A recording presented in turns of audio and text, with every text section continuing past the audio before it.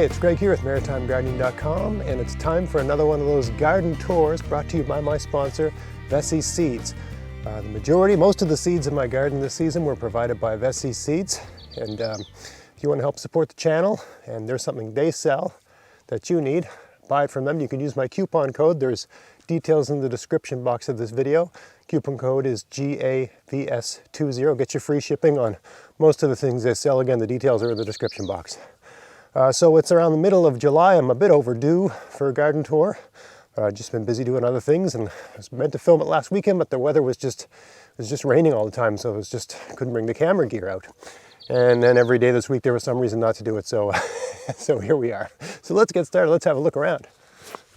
All right, so here we are at the entrance of the garden, and we got the hugelkultur beds outside the fence, outside the garden enclosure. We got garlic here, probably be ready to start harvesting in a few weeks. We got some squash here. I can't remember what kind I planted here. I never write anything down, but I'll know when they start showing up. I'm just training them up the hill here like I do every year. And this is all potatoes, so they're not ready yet. Flowers are just starting to show, so I mean they're coming along, right?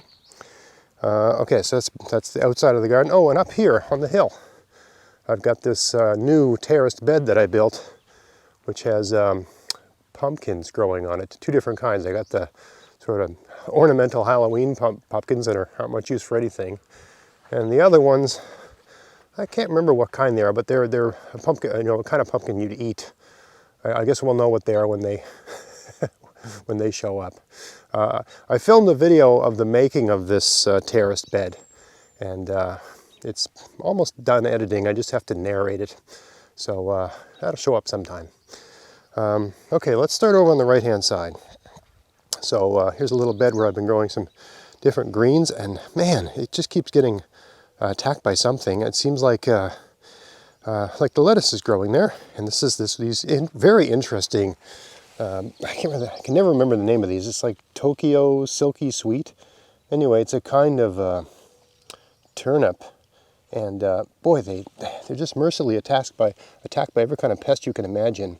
And I haven't really kept after them.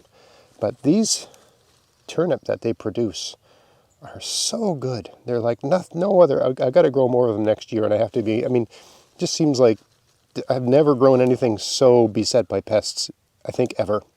And just general family of brassicas tends to get attacked, but everything seems to be at these. You can even see here, there's a hole bored right into that, right? But man, these taste good. Holy smokes. I mean, they're worth, I think next year I'll give them a go and baby them a bit. You could even plant them now. I mean, someone just asked me very recently, when would you plant fall crops? Now, middle of July for where I am, because we can get frost in September. And they asked me, what things should you plant for fall crops? I'd say anything that has like a 30, 40, 50 day to maturity time span for its growth pattern. So, basically greens, but these grow really fast. I think these are a 30 to 40 day type thing, right? I'm all out of these seeds. Maybe I'll get some more. Boy, they're just getting attacked by everything. There's a slug there going right into the flesh.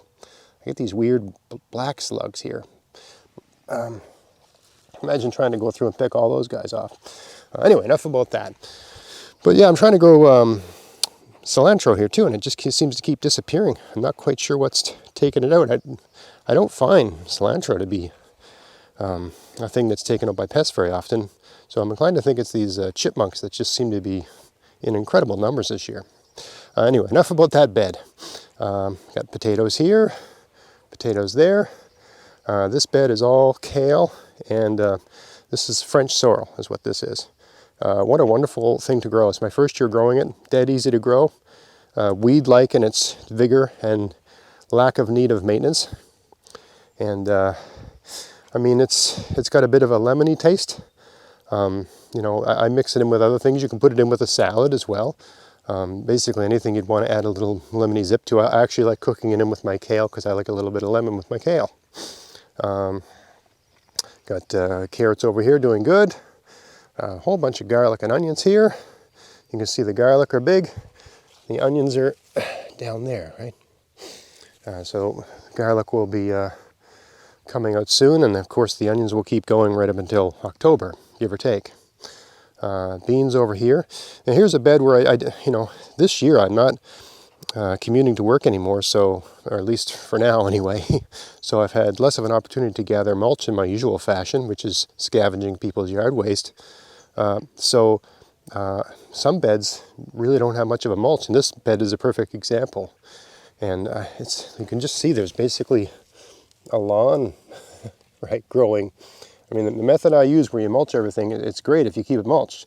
But if there's no mulch, there's a million weed seeds.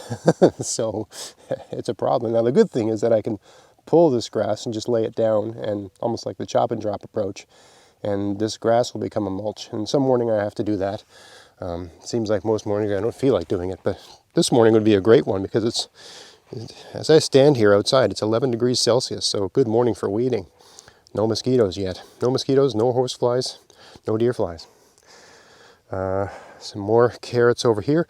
This is a garden. You can see these carrots in the middle. I started these under one of my plastic domes very early. And you see how big they are. Look how magnificent they are. Right? But for some reason, and I think it's again these damn chipmunks. I'm blaming everything on them. They all just disappeared except for a handful of them one day. Just like that. So I had to replant. And that's why the other ones are, much further behind. But they'll come along. We got a lot of season left to go, so I'm not worried about it. They just probably won't be quite as big at the end of the season. We got the garlic over here. A little bit of weeding needing to be done here, but that's fine. You're going to notice as we go through the garden, I've got more weeds than normal. And it's because, as I said, I don't have the same access to or quantity of mulch as normal. And I also just haven't felt like weeding this season. I don't know if it's just the general, kind of sadness that, I don't know, kind of weird state of mind I'm in because of COVID-19. I really just don't feel like doing anything that I don't like doing. So I love being in my garden, and there's some mornings where I like weeding. So that's when I do the weeding. But there's other mornings I want to do something else, watch a show, play a video game, go fishing, right? So I that's sort of the way I'm sort of keeping my spirits up over this, is I tend to keep the things I don't want to do to a minimum, to as much as that's, to as much as an extent as that's possible. Anyway, we got our pickling cucumbers growing up the trellis here. A little bit of a different configuration this year. I just decided to plant them relatively close to one another, but in a straight line, and leave the rest of the bed open, and just have a single trellis going up the middle. I think I'll still get a lot. And the reason I did this, I meant to shoot a video on this, but I didn't, is so that I can plant something on either side.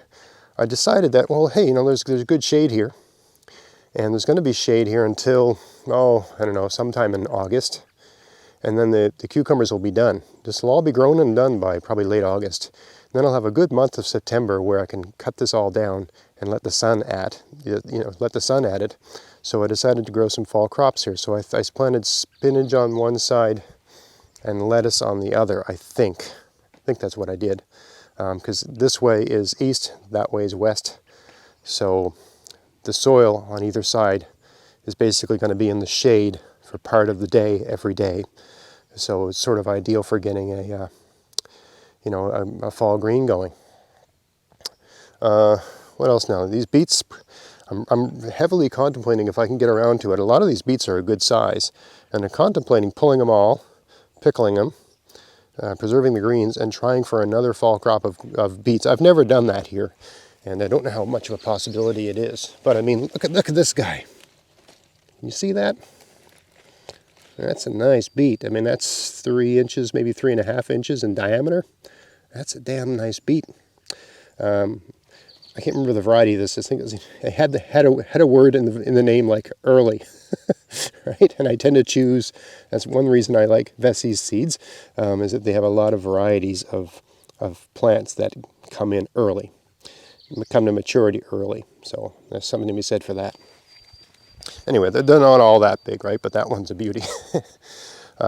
This garden, I had lettuce growing in it, lettuce and spinach, and that all bolted a few weeks ago. But back in the corner, a bunch of kale just started growing spontaneous, like, there's basically wild kale growing there in the back in the corner. So I spread them all out and made this a kale garden. I planted cilantro here, and I don't know if you can see, there's a hole over there. I am inclined to think that whatever comes out of that hole ate all my cilantro, because it was all up and then it all disappeared. I mean, I just can't seem to get cilantro growing this year. I just can't believe it. Anyway, I planted cilantro again. And I think there might be a mousetrap stuck next to this hole with some peanut butter on it at some point, because this just I can't abide this. What's this dome doing here? This is a bed where I planted eggplant and peppers. And these tomatoes just started growing under the dome, weeks and weeks ago, just out of nowhere, just wild tomatoes. So I decided to move them outside the dome, give them their own little home, and why not, right? They're probably cherry tomatoes. That seems to be what grows wild here. Look, there's another one there. But anyway, I still got a dome on it. We still don't have a crazy amount of heat. So, I mean, these peppers are doing okay. They're probably 9 inches high. Nothing to write home about yet, but they seem to be growing fast, and they seem to be healthy and strong. So, how many plants is there? There's about 10 or 12, right? And for those that are always asking me about venting, over here I've got it propped up on a rock, right? So, basically it gets really warm in there, 10, 15 degrees warmer than the ambient air. So it's sort of the climate that peppers want. But there's a space for the heat to get out if it's getting too hot. So this is the first year I've really decided to devote this is prime real estate. This is one of my best beds for sun. So I said, okay, let's commit to peppers. Let's really give it everything. Now, it was supposed to be peppers and eggplant for whatever reason, and I don't, for those that are new to my channel, I don't transplant anything. Everything started out in the garden, direct seeded, either under a dome or not under a dome, depends on what it is. Certainly if it's a heat-loving thing, or if I want it to come in a bit early, I started under a dome. So, I don't know what happened with the eggplant. I got eggplant to go last year, but it's too late to figure out with that now. This is parsnips. Now, you'll notice that there's some sort of bare spots, and that's because I had salsify in this bed last year, and I left a couple on the ground and let them go to seed. So I had 3 enormous salsify plants here, and they basically blocked out the sun. So that's what set the smaller parsnips, are the ones that were outcompeted by that salsify. Maybe they'll catch up. We got another couple months. We'll see what happens. But yeah, they should all be nice. I mean, these ones are 2.5 feet high, right? They should all be like that. But oh well, and these need to be thin too. There's one more chore. Here's some lettuce that I'm letting. I did a video on, signs that seeds are ready. I featured this lettuce in that video. This is still not ready, but man, it's getting close. But yeah, the flowers aren't showing up yet. Here's a garden where I had greens growing very early in the season, spinach, lettuce, stuff like that. And around the end of June, first week of July, somewhere around there, I pulled all that stuff out because it was done. It had all bolted, and I planted these, what are they called, purple chieftain potatoes. First time I've ever tried those. So they're coming in great, and we'll see what happens with that. That's the last potatoes I planted, I believe. So they'll be the last ones ready. All right, so let's go up the other rows. Oh, for those that watched my video last year where I cut all my raspberries down to the ground on this theory that I get a faster, earlier yield. I mean, it's the middle of July now, and they're growing really fast. And like they've never been this thick, never. So, boy, I'm hoping that by August, what happens with these every year is that they produce their fruit in like October when we're getting frosts at night, and they just don't, they produce the fruit too late, and I can't use all of them produce raspberries, but it just happens too late, so I can't use them. So I read that if you this particular kind, If you cut them down to the ground, what are they? They're called everbearing. That instead of trying to get 2 crops out of them, you cut them down to the ground, just focus everything into 1 crop. And I got a whole video on that, so if you've got questions about that, watch that video. Probably answers about that. Just do search for maritime gardening and the word raspberries. You should find that video. Anyway, going up the other 2 rows, there's my someone was asking me, how's the asparagus going? This asparagus I started from seed, directly from seed. And they came in really good this year. Not ready for harvesting yet. This is year 2, I think. But I guarantee next year I'll be able to harvest these. It's a complete mess with weeds. And I've let it go like that because I want to do... Someone asked me a number of years ago to do a video on weeding asparagus. So I'm going to do that. And that's why I've not stayed on top of that. And it just looks as horrible and messy as possible. As overwhelming as a garden could look. And... piece of cake, no problem. So I'm going to do a video on weeding that. Over here I got some strawberries, and look at this. I don't know how this seed found its way into that sand, but got the kale here. About 15-inch diameter kale, just growing in the walking path. Beautiful kale. I have to move it. I'm going to wait for a string of rainy days to do that. All the strawberries here are pretty much done. These are a day neutral one. They might give you the odd one during the summer, but these will give me the biggest crop. And all the strawberries you're going to see on this tour. In a sort of late September, October is when they give you the bigger yield. I still got, I don't know, about 4 quart jars of strawberries made out of the strawberries I got. But that's not going to be nearly enough. Here we got lots and lots of zucchini. I haven't grown zucchini on this side of the garden for a long time, so I thought I'd work that through the rotation. They're starting to, right? They're starting to form, right? You really wouldn't want to let them get much bigger than that. But I make a lot of zucchini relish because Mrs. Maritime Gardening is very fond of that. That keeps her happy. And you know what they say: if Mama ain't happy, ain't nobody happy. So yeah, I got 2 kinds. I got that one, and there's another one. This one over here. I think it's called Cocazelle or something like that. Very pretty. I find this one better tasting for a cooked type, and I like the yellow one for the relish. It just makes this, I call it golden zucchini relish. It just makes it kind of, I use that and red peppers in the relish, and it just gives it this very exotic look that is pleasing to the eye. More strawberries here. The lovage is going to flower, going to seed.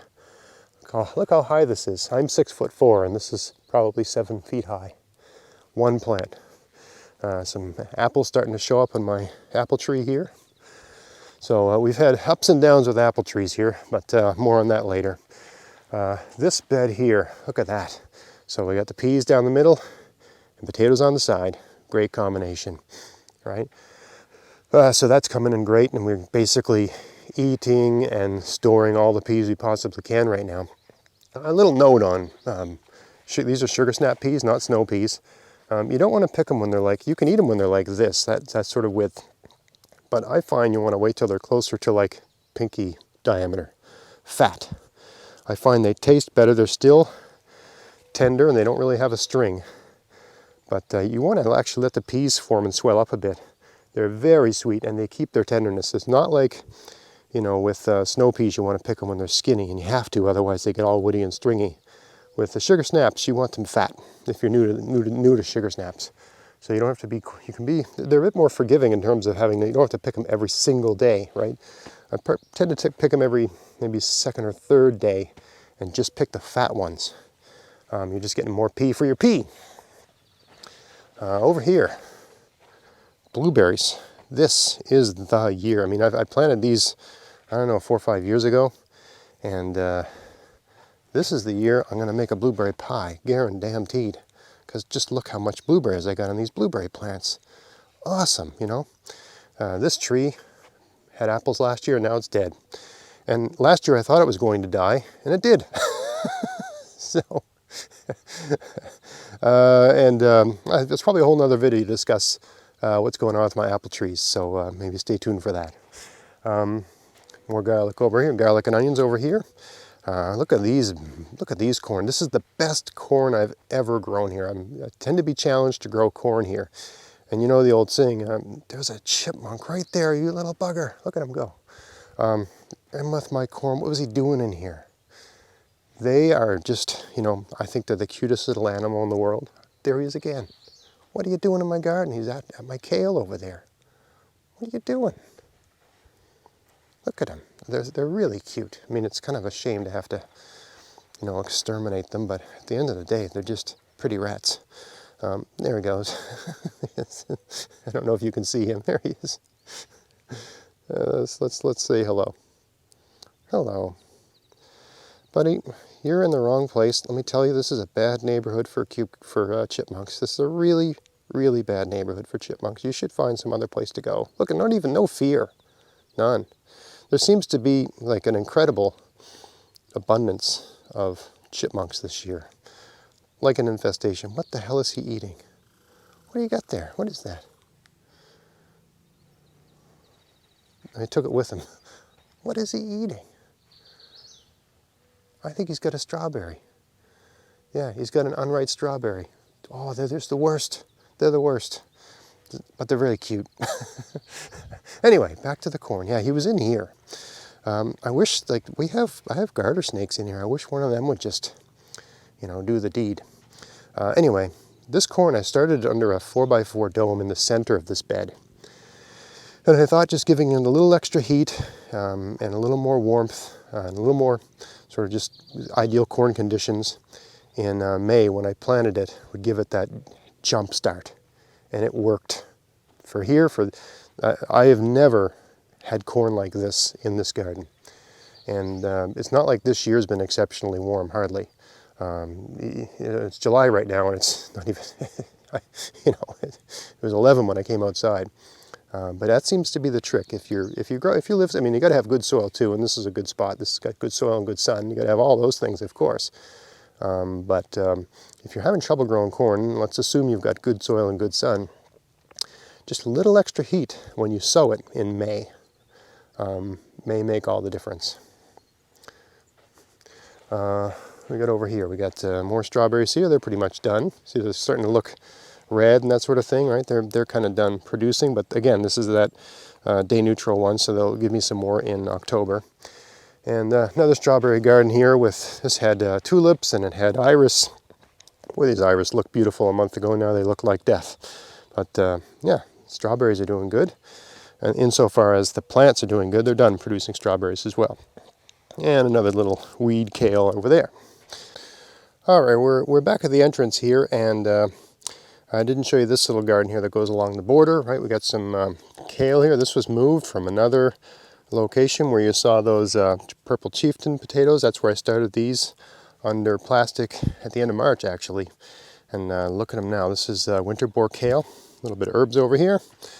No just mulch with the grass clippings. It's like a B12 shot. It's amazing stuff. We got the parsnips here. And this is another kale that I had one go to seed here, and these all self-seeded, and they didn't self-seed in this arrangement. I, picked them up and moved them, and they looked like crap for about 3 weeks. And now they look beautiful. Right? Ta-da! Potatoes over here, and this weird-looking thing that looks like Queen Anne's lace is actually a carrot that's gone to seed. They're not ready yet, but boy, they're getting close, right? Sort of wait. I just keep watching them, and they're going to open up, and at some point these are going to be covered in, bees and flies and all kinds of insects. And then at some point the flowers start looking crappy, and that's when they're seeds, for the most part. Another sort of orphaned kale there that I just found a home for. Blueberries, lots of nice blueberries here. So now we're going into the part of the garden that used to be outside the fence.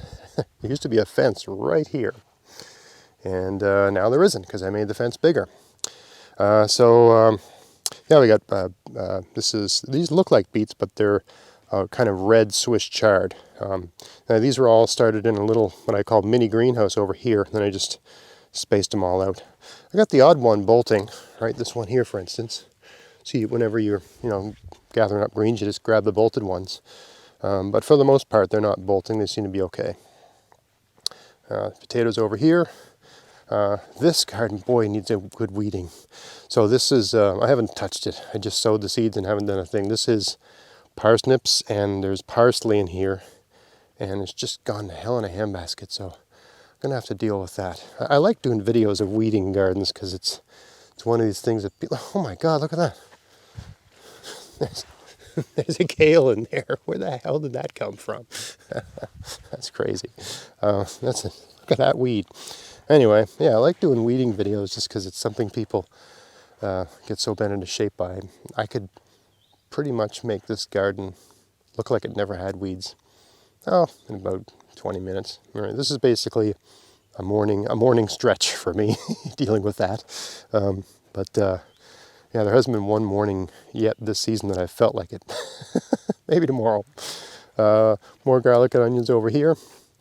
Some beets here. These beets were planted later than the other ones, so they're behind them, but they're coming in okay. Some of these ones I tried that, what are they called, cylindrica? So it's like a long, I don't know how well you can see that, but it's a long, narrow kind of beet. Really easy for peeling and dealing with it. You know, I grow beets for two reasons. I love pickled beets, and I love roasted beets. And I even like them, I cut them thin, and I like to saute them with carrots and have them as a side dish like that. A little pepper and salt, olive oil, that's it. Oh, I just love beets. Man, they're good. Totally underrated. They're sort of, I wonder, you know, if you ever watched that show, The Office, beets became associated with, you know, the biggest sort of loser nerd on the show, Dwight Schrute. Dwight was my favorite character. He's so funny. Anyway, beets get a bad rap. They're just fantastic.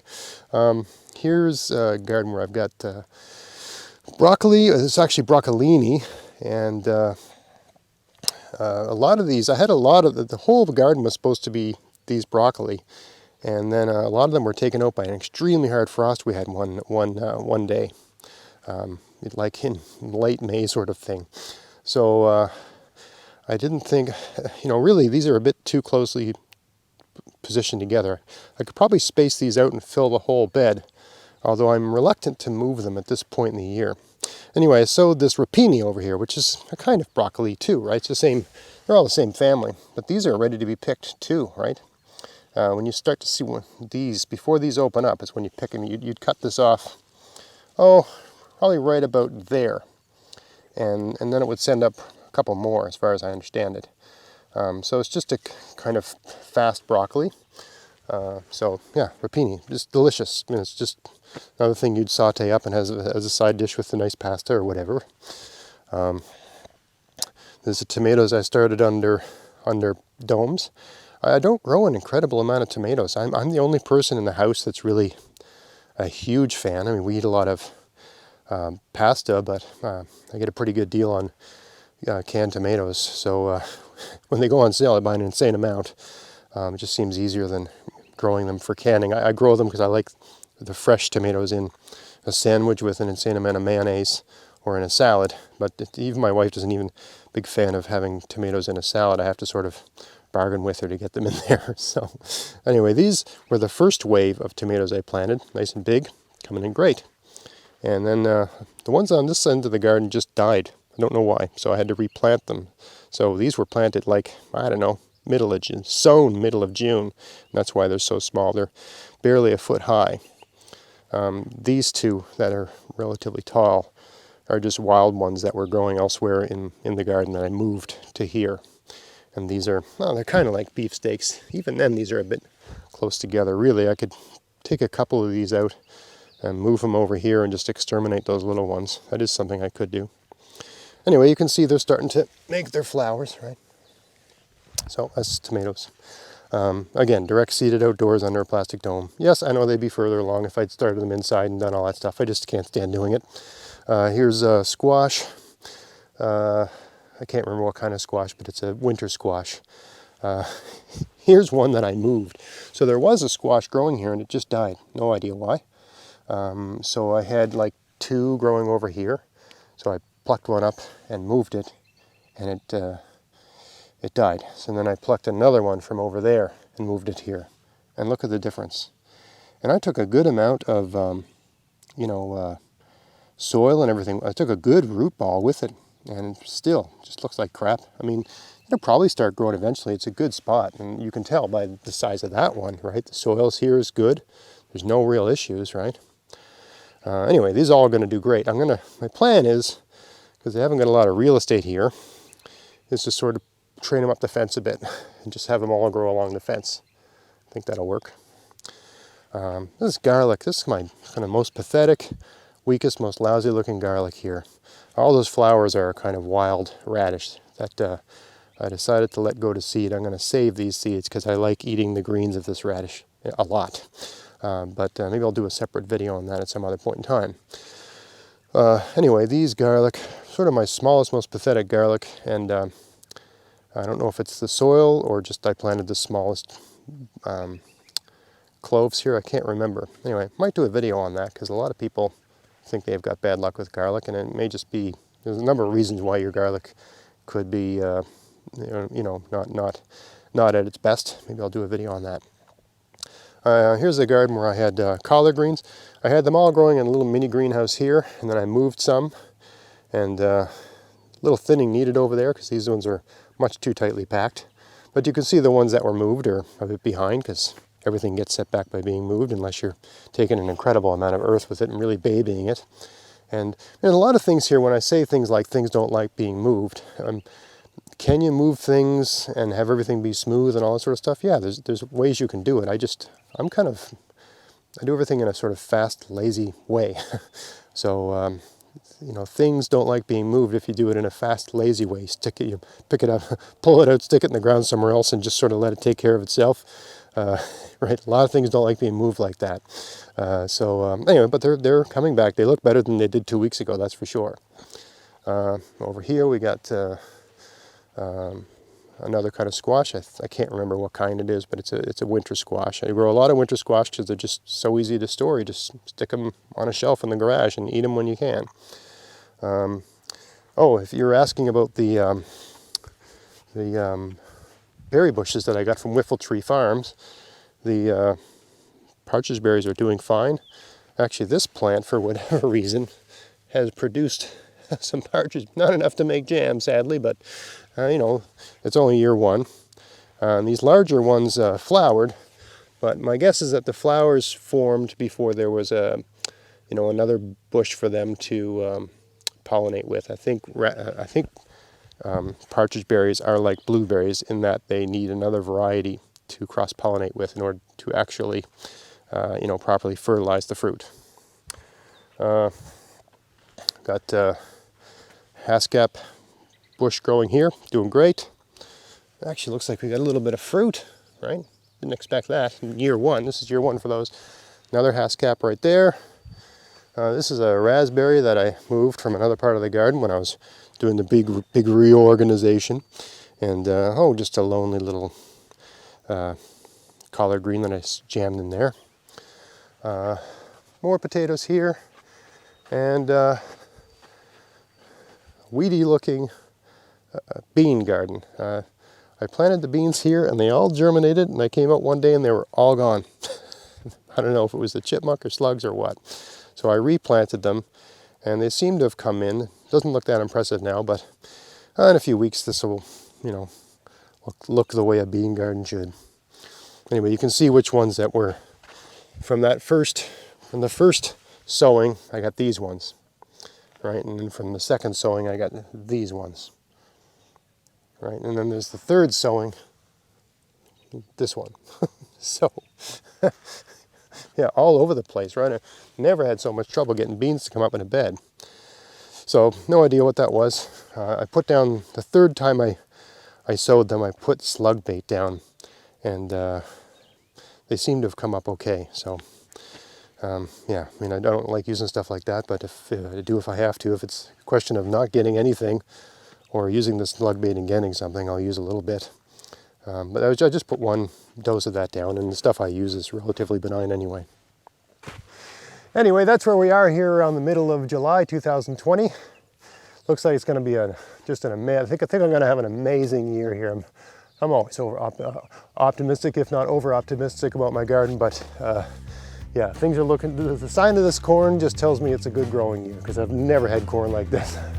So I hope you enjoyed this video and all my other videos. And if you did, please like, share, subscribe.